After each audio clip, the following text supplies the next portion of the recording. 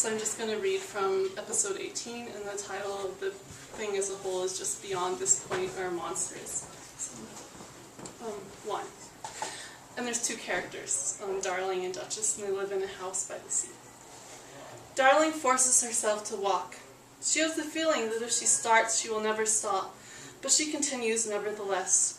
She moves along the length of the witless corridor, movement stifled, overdone. There are not many steps that she can skip. She uses the pattern on the carpet as a marker to measure her progress. She stands, her reflection inverted in the crystal doorknob, wondering whether she ought to turn it or turn away. Before Duchess, the window shows a swatch of darkening sky. The cat sits beside her, suddenly familiar, his back bowed in pleasure, a small, fat fur rubbing against her leg. "It can't be," says Duchess. There is a weight in her hand, a wolf in her hand. It is a stone she pockets cleverly. The cat looks at her.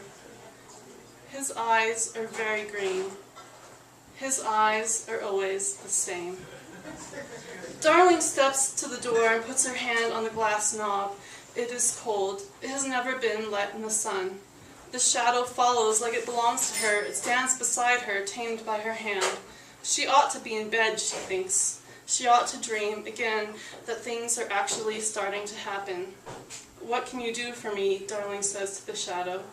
"There's got to be an end," Darling says.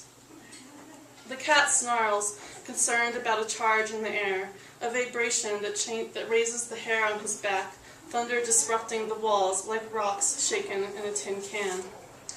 On the other side of the door, something scratches, somehow soft and relentless. 2. The sea full of distance, a condition evoking a yearning to cross, to conquer fathoms deep. If the roaring swell should overtake me, I would be satisfied to be infused by salt.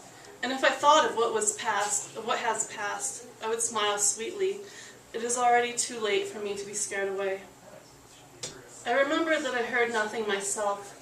When I first knew something was wrong, when I saw that the house was more than it should be, the house empty, but for Darling and Duchess, who were little more than wretched, how easy it was to show them the way, to keep the door closed.